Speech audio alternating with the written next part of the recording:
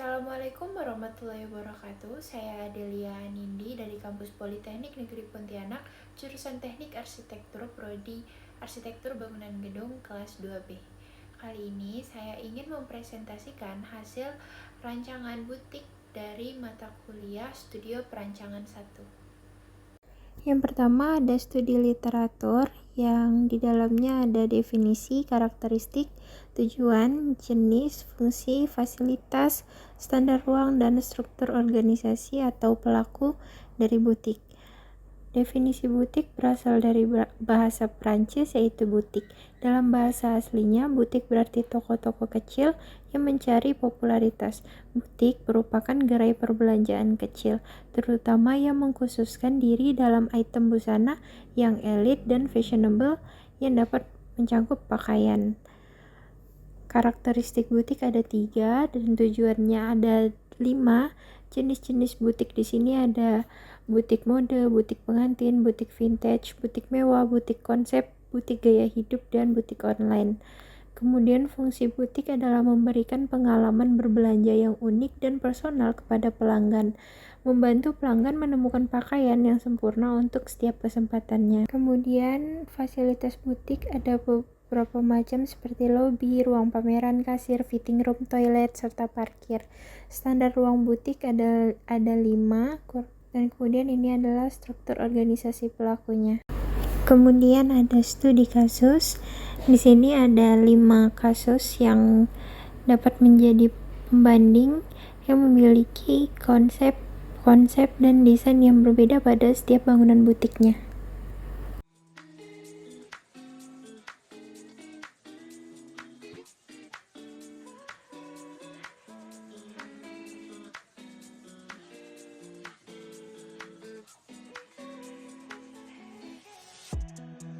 You on the way to my favorite place. Just something about the way you walked into the shop, how you said your name. Could this be, could you be someone? I'm not usually the type to be having these thoughts. How could you give me the butterflies? When I met your eyes, you flashed us. Dari kelima studi kasus, didapatlah studi banding sebagai berikut yang mencakup denah, tampak, interior, ruang, kelebihan, kekurangan, lokasi, serta bubble diagram. Dari beberapa aspek tersebut, didapatlah kesimpulan. Yang pertama, pada denah, pada dasarnya untuk membangun sebuah butik tidak memerlukan lahan yang terlalu luas. Terbukti dengan 5 kasus yang ada, luas butik hanya berkisaran 28 meter persegi hingga 90 meter persegi. Untuk tampak butik haruslah menarik agar menarik perhatian orang untuk mengunjungi butik. Untuk interior ruang didesain sebaik mungkin, furniture ditata rapi sehingga pengunjung nyaman dan mampu menambah nilai estetika bangunan. Kemudian untuk ruang, hampir semua butik memiliki kebutuhan ruang yang sama, memiliki lobi, kasir, ruang pameran, fitting room, dan ruang-ruang lainnya. Namun di antara ruang tersebut yang utama adalah ruang pameran dan fitting room. Kemudian kelebihannya, konsep bangunan yang menarik dapat menarik perhatian pengunjung untuk mengunjungi toko tersebut. Kenyamanan juga diutamakan untuk memberikan yang terbaik bagi pengunjung. Terus ada kekurangannya, penataan barang sangat berpengaruh di sebuah bangunan butik. Selain itu, ventilasi serta pendingin ruangan juga penting untuk membuat pengunjung nyaman berada di dalam butik dan tidak merasakan sesak dan kepanasan. Untuk lokasi, semua butik berada di lokasi yang strategis dan berada di lokasi yang mudah dikunjungi. Pada bubble diagram didapat kesimpulan, masing-masing butik memiliki bentuk besaran ruang serta struktur ruang yang berbeda-beda. Perbedaan ini menyesuaikan tema atau konsep masing-masing butik dengan mempertimbangkan kenyamanan serta mampu memiliki fasilitas-fasilitas yang baik untuk pengguna bangunan atau pelaku, terutama pembeli atau pengunjung. Berikut merupakan data existing bangunan. Bangunan terletak di Jalan Gusti Hamzah, Sungai Jawi, Kecamatan Pontianak, Kota Pontianak, Kalimantan Barat, dengan luasan 483 meter persegi dengan ukuran 21 x 23 meter. KDB-nya adalah 70%, GSB simetrisnya 16,5 meter, KD hanya 10%, dan KLB-nya 5,6. Kemudian ada peraturan diambil berdasarkan Peraturan Daerah Kota Pontianak tahun 2013 tentang Rencana Tata Ruang Wilayah Kota Pontianak tahun 2013 sampai 2023, yaitu pada pasal 53 ayat 1. Di sini juga tercantum foto udara, foto diri, serta alasan untuk memilih site. Alasan saya adalah site terletak di lokasi yang strategis, site mudah diakses karena berada di tepi Jalan Gusti Hamzah Pontianak. Jalan Gusti Hamzah dinilai baik karena cukup ramai dilalui oleh pengendara dan jarang terjadi kemacetan karena ruas jalan yang sudah lebar. Kemudian ada 7 aspek yang saya analisis untuk analisa site. Yang pertama ada sirkulasi. Yang kedua ada view keluar dan ke dalam site. Yang ketiga ada arah matahari. Yang keempat ada kebisingan. Kelima ada aromatik. Keenam ada vegetasi. Kemudian yang terakhir ada drainase. Dari ketujuh aspek tersebut didapatlah kesimpulan. Untuk sirkulasi jalan dan masuk keluar bangunan sebaiknya mengikuti jalur kendaraan dari Jalan Gusti Hamzah untuk menghindari penumpukan kendaraan pengunjung. Sirkulasi masuk dan keluar site dari sisi yang berbeda atau dibuat terpisah. Pada sisi depan site terdapat area parkir. Kemudian jalan sirkulasi keluar dan masuk site dibuat menggunakan cor beton. Yang kedua ada view keluar dan ke dalam site. Orientasi bangunan mengarah ke Jalan Gusti Hamzah karena memberikan view utama dan mengarah pada jalan masuk bangunan butik. Kemudian menambah pelang 3 dimensi di sebelah tiang listrik agar letak bangunan tetap dapat diketahui oleh pengendara yang masuk dari Jalan Haji Rais Abdurrahman. Yang ketiga ada arah matahari. Untuk mengurangi panas matahari yang masuk ke dalam bangunan, digunakan sistem pembayangan pada sisi depan bangunan. Tambahkan jendela pada sisi depan dan belakang bangunan guna mendapatkan pencahayaan alami. Kemudian gedung bangunannya menggunakan kaca anti radiasi panas agar panas yang masuk ke dalam gedung tidak menyengat. Kemudian penanaman pohon di sisi belakang site membuat site lebih sejuk dan asri. Yang keempat ada kebisingan. Menanam vegetasi pada bagian depan site untuk mereda kebisingan agar dapat dipantulkan sebagian. Memasang door sill untuk meredam kebisingan dari luar agar tidak masuk ke dalam gedung. Kemudian pintu masuk gedung dibuat lebih masuk ke dalam untuk menjauhi sumber kebisingan utama dari arah jalan raya. Yang kelima aromatik.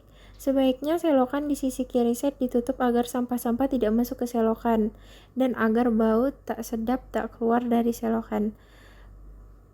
Berikan tempat sampah tertutup pada bagian sekitar site yang dilakukan pembersihan rutin agar tidak bau sampah dan tidak mengganggu. Kemudian yang keenam ada vegetasi. Vegetasi yang ada di sisi belakang site dipertahankan beberapa guna membuat site lebih sejuk dan asri. Kemudian vegetasi yang ada di depan site dibersihkan atau ditebang dan menambahkan tanaman rumput pagar rendah di sisi depan site guna filter debu dari arah jalan raya dan sebagai filter kebisingan dari jalan raya. Kemudian yang terakhir ada drainase. Perlu dilakukan pembersihan rutin di selokan serta selokan yang terbuka diberi tutup dari beton agar tidak mengganggu visual site. Dilakukan identifikasi pelaku dan kebutuhan ruang.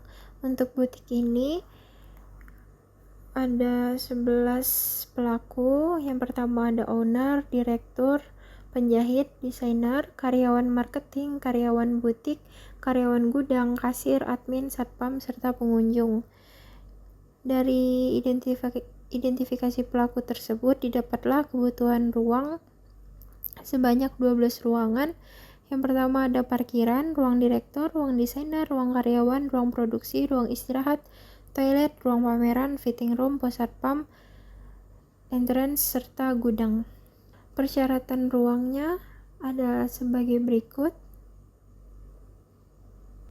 Kemudian ada besaran ruang untuk setiap ruangan yang ada pada bangunan butik ini. Dan total besaran ruang yang dibutuhkan adalah sebesar 92,4 meter persegi. Berikut ada hubungan ruang. Di hubungan ruang ini terdapat dua jenis. Yang pertama adalah matriks, kemudian ada bubble diagram. Dapat dilihat pula di sini pada bubble diagram, ruang produksi yang memiliki fungsi ruang private berada di antara ruang-ruang lainnya dengan fungsi ruang service. Alasan saya meletakkan ruang produksi berada di antara ruang service dikarenakan ruang produksi ini berisik dan agar lebih dekat dengan gudang sehingga tidak mengganggu aktivitas-aktivitas pada ruangan lainnya. Kemudian berikutnya ada organisasi ruang dan zoning. Pada zoning terdapat zoning makro dan zoning mikro. Kemudian konsep perubahan bentuk bangunan. Bentuk bangunan ini terinspirasi dari bentuk kupu-kupu. Kupu-kupu adalah salah satu serangga yang terkenal karena keindahan sayapnya. Kupu-kupu sendiri menyimbolkan dan melambangkan banyak hal. Kupu-kupu memiliki filosofi yang melambangkan kebebasan dari manusia. Selain itu, kupu-kupu juga dapat melambangkan perjalanan yang penuh perjuangan hingga mencapai bentuk yang indah. Kupu-kupu melalui proses metamorfosisnya dari ulat menjadi kupu-kupu menjadi simbol perubahan dan perkembangan. Hal ini dapat dikaitkan dengan sosok perempuan yang memiliki pemahaman yang dalam tentang nilai transformasi dan kemampuan untuk berkembang. Kupu-kupu pada bangunan ini akan merepresentasikan perempuan dengan sifat-sifat positifnya.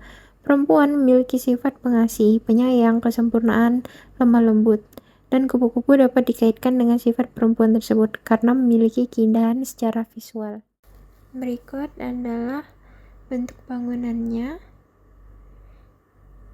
yang terinspirasi dari bentuk tubuh kupu-kupu, di mana fasad bangunan dibuat menyerupai bentuk sayap kupu-kupu bagian depan.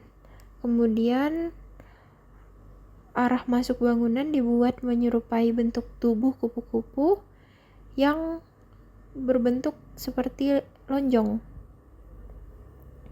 Kemudian kaca bangunan dibuat menyerupai sayap belakang dengan bentuk persegi panjang, namun pada sudutnya menggunakan sudut tumpul. Berikut adalah draft yang saya buat. Ada side plan, denah, kemudian drive tampak depan, tampak belakang, tampak kanan, dan tampak kiri. Berikut adalah denah yang saya gunakan.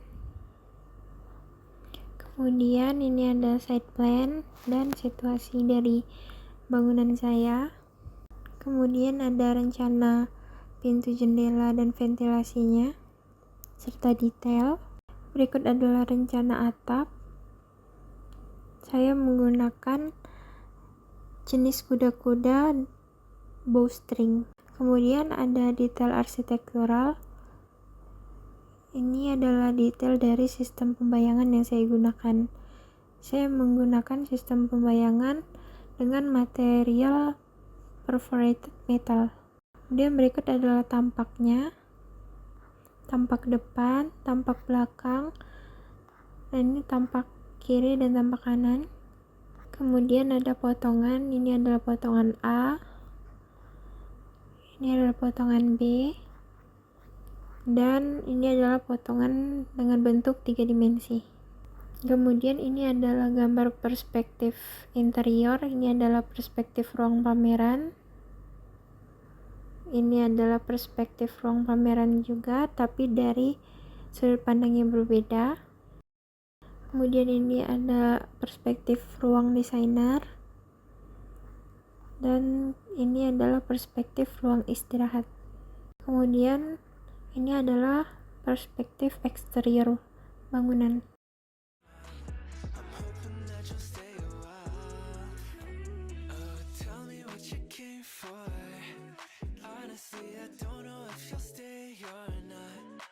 But for now, I'm betting on us, 'cause I'm hoping that you'll stay a while.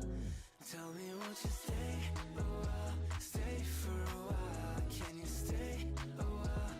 Oh, you got me hoping that you'll stay a while. Stay for a while. Can you stay?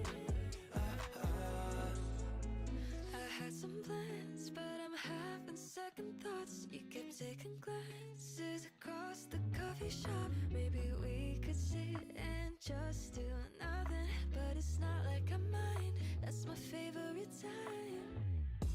You said you like my smell, but I don't get it. Still not really sure if you meant it, but my face is turning redder than your sweatshirt. You know that I would stay a while. So tell me what you came for. Honestly, I don't know if you'll stay or not. But for now, I'm betting on us, 'cause I'm hoping that you'll stay a while.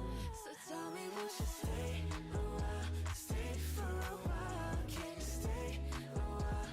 Oh, you got me hoping that you'll stay a while. Stay for a while. Can you stay? Tell me, won't you stay a while? Stay for a while. Can you stay a while? Oh, you got me hoping that you'll stay a while. Stay for a while. Can you stay?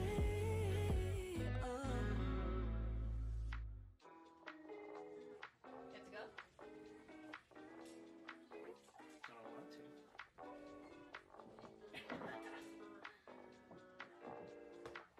Are you ready? Yeah.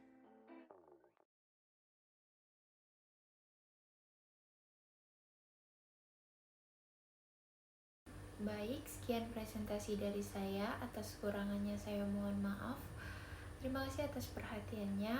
Wassalamualaikum warahmatullahi wabarakatuh.